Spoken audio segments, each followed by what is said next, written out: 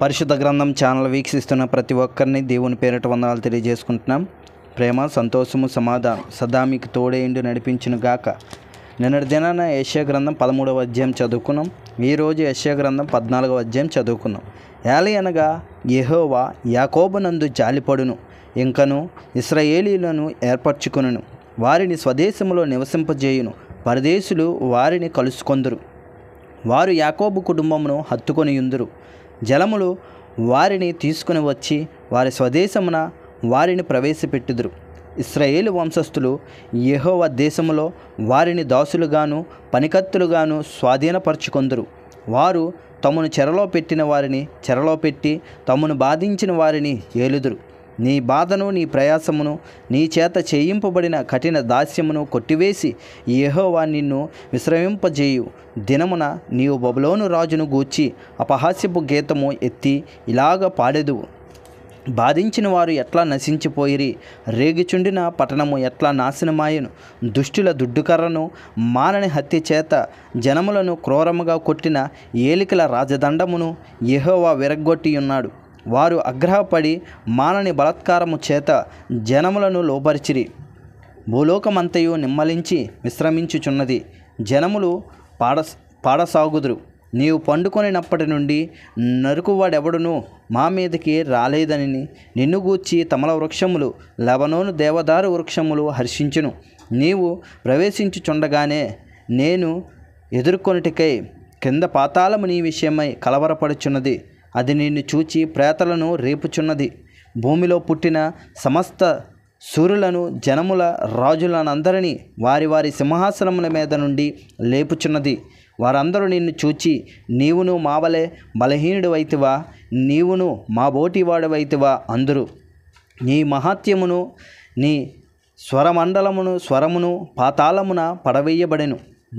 నీ క్రింద పురుగులు వ్యాపించును, కీటకములు నిన్ను కప్పును. తేజో నక్షత్రమా, వేకువ చుక్క, నీవెట్లా ఆకాశము నుండి పడితివి. జన్ములను పడగొట్టిన నీవు నేలమట్టు వరకు ఎట్లా నరకబడితివి. నేను ఆకాశమునకు ఎక్కిపోయేదను, దేవుని నక్షత్రములకు పైగా నా సింహాసనమును హెచ్చింతును. ఉత్తర దిక్కునున్న సభాపర్వతము మీద కూర్చుందును, మేఘమండలముల మీద కెక్కుదును. మహోన్నతునితో నన్ను సమానునిగా చేసుకొందునని నీవు మనసులో అనుకుంటేవు కదా. నీవు పాతాళమునకు, నరకములో ఒక మూలకు త్రోయబడితివే. నిన్ను చూచువారు నిన్ను నిదానించి చూచునట్లు ఇట్లా తలపోయిదురు. భూమిని కంపింపజేసి రాజ్యములను వణికించువాడు ఇతడేనా? లోకమును అడవిగా చేసి దాని పట్టణములను పాడు చేసిన వాడు ఇతడేనా? తాను చెరపట్టిన వారిని తమ నివాస స్థలమునకు పోనీయని వాడు ఇతడేనా? జనముల రాజులందరూ ఘనత వహించిన వారై తమ తమ నగరుల యందు నిద్రించుచున్నారు. నీవు సమాధి పొందక పారవేయబడిన కొమ్మవలే నున్నావు. ఖడ్గము చేత పొడవబడి చచ్చిన వారి శవములతో కప్పబడిన వాడవైతివి. త్రొక్కబడిన పీనుగుల వలె అయితివి. బిలాము యొక్క రాళ్ళ యొద్దకు దిగుచున్న వాని వలె నీవున్నావు. నీవు నీ దేశమును పాడు చేసి నీ ప్రజలను హతమార్చితివి. నీవు సమాధిలో వారితో కూడా కలిసియుండువు. దుష్టుల సంతానం ఎన్నడును జ్ఞాపకమునకు తేబడదు. వారు పెరిగి భూమిని స్వాతంత్రించుకొని పట్టణములతో లోకమును నింపకుండినట్లు తమ పితరుల దోషమును బట్టి అతని కుమారుల వధించుటకు దొడ్డి సిద్ధపరచుడి. సైన్యములకు అధిపతియగు యెహోవా వాక్కు ఇదే. నేను వారి మీదకి లేచి బబులోను నుండి నా నామము శేషమును కుమారుని మానుమని కొట్టివేసేదను. యెహోవా సెలవిచ్చుచున్నాడు. నేను దానిని ముళ్ళ పందికి స్వాధీనముగాను నీటి మడుగులను చేయుదును. నాశనమును చీపురు కట్టతో దాన్ని తుడిచివేసేదను అని సైన్యములకు అధిపతియగు యెహోవా సెలవిచ్చుచున్నాడు.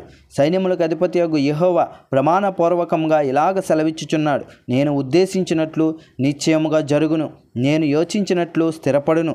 నా దేశంలో అసురును సంహరించెదను. నా పర్వతముల మీద వాని నలగద్రొక్కెదను. వాని కాడి నా జనుల మీద నుండి తొలగిపోవును. వాని భారము వారి భుజము నుండి తొలగింపబడును. సర్వలోకమును గూర్చి నేను చేసిన ఆలోచన ఇదే. జనములందరి మీద చాపబడిన బహువు ఇదే. సైన్యములకు అధిపతియగు యెహోవా దానిని నియమించి ఉన్నాడు. రద్దుపరచగలవాడెవడు? బహు చాచినవాడు ఆయనే. దాన్ని త్రిప్పగలవాడెవడు? రాజైన ఆహాజు మరణమై సంవత్సరమున వచ్చిన దేవోక్తి, ఫిలిష్తీయ, నిన్ను కొట్టిన దండమును తుత్తి నీలుగా విరవబడినని అంతగా సంతోషింపకము. సర్పబీజము నుండి మిడునాగు పుట్టను, దాని ఫలము ఎగురు సర్పమును. అప్పుడు అతి బీదలైన వారు భోజనము చేయుదురు, దరిద్రులు సురక్షితముగా పండుకొందురు. కరువు చేత నీ విజమును చంపెదను, అది నీ శేషమును హతము చేయును. గుమ్మమా ప్రాలాపింపుమి, పట్టణమా అంగలార్చుమి. ఫిలిష్తీయ, నీవు బొత్తిగా కరిగిపోయి ఉన్నావు. ఉత్తర దిక్కు నుండి పొగ లేచుచున్నది. వచ్చిన వారు పటాలంలో వెనక తీయువాడు ఒకడునూ లేడు. జలముల దూత కియ్యవలసిన ప్రత్యుత్తరమేది? యెహోవా సియోనును స్థాపించి ఉన్నాడు, ఆయన జనులలో శ్రమనొందిన వారు దాన్ని ఆశ్రయింతురని చెప్పవలను. ఇంతటితో యెషయా గ్రంథం 14వ అధ్యాయం పూర్తయింది. రేపటి దినాన యెషయా గ్రంథం 15వ అధ్యాయం చదువుకుందాం. ప్రేమ, సంతోషము, సమాధానం సదా మీకు తోడేండు నడిపించునుగాక. ఆమెన్.